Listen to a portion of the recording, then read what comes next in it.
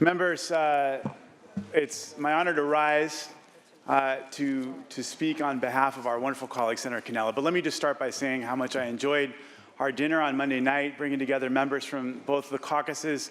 I particularly am appreciative of the generosity and the very kind words that were put in the card that you wrote to me and with the impending birth of my baby boy in October. And I just want to thank everybody for your wonderful, kind words, and particularly to my good friend Henry Stern for helping to pull that together. That was very, very kind, and it was a wonderful evening of bipartisanship and camaraderie and comity.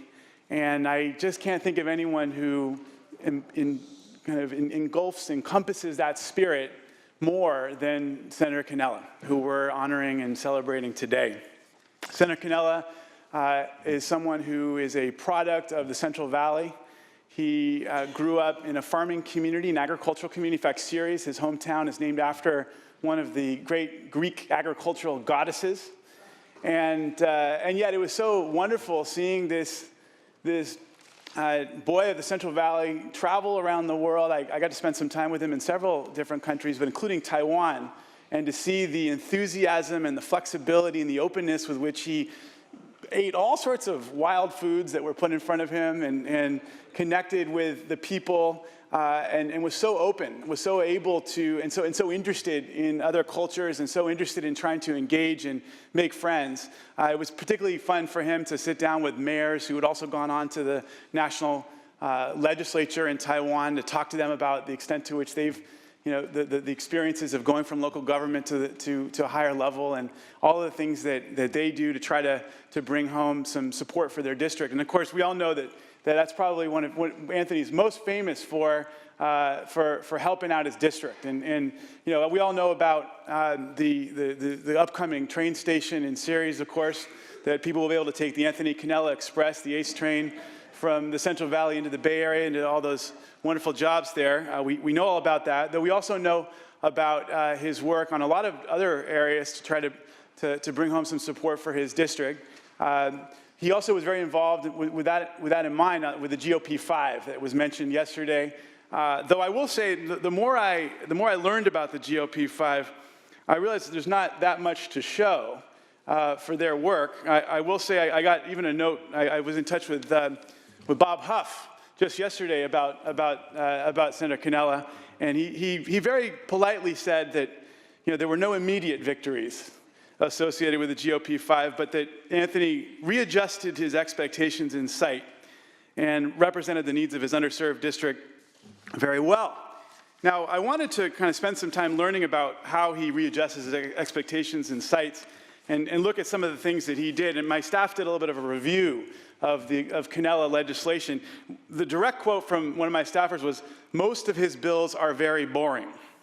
But there was one bill that really did make a contribution. He authored, this is a serious topic, and I will say it says a lot, not an easy topic for anyone to take on. He did author a bill in 2014 that expanded the definition of revenge porn to include selfies. I think it was a very important thing to do. It's a terrible piece of modern life that people have to deal with. But now, thanks to Senator Cannella and this bill, we now have a defined definition in state law of intimate body parts and explicit definitions of where they are and what they look like. And so thank you, Senator Cannella, for that contribution to the statutory books of California. Some other things that Senator Cannella is famous for having done, he really led the way on creating Portugal Day and declaring June as Dairy Month. Professional Geologist and Geophysicist Week, that's one of his most proud accomplishments. Cooking with Kids Day. Cooking with Kids Day. What does that even mean? So I will say, I do want to zero in on the kids, though, because Anthony Cannella is someone who loves kids. He has, and as I'm now contemplating the excitement of welcoming a child into my own life and realizing the amount of work and time and effort and energy and passion and lifelong commitment that's going to have to go into raising this little boy, I realize all the more what an enormous heart Anthony Cannella has. He and his wife welcomed 4 adopted kids into their family. They have raised an extraordinary family together, a home full of love and joy. And Anthony is a passionate family man. Some of our my very favorite conversations that I've had with Anthony have been talking about his family, talking about their education, trying to figure out, talking about fatherhood and the joys and challenges of fatherhood.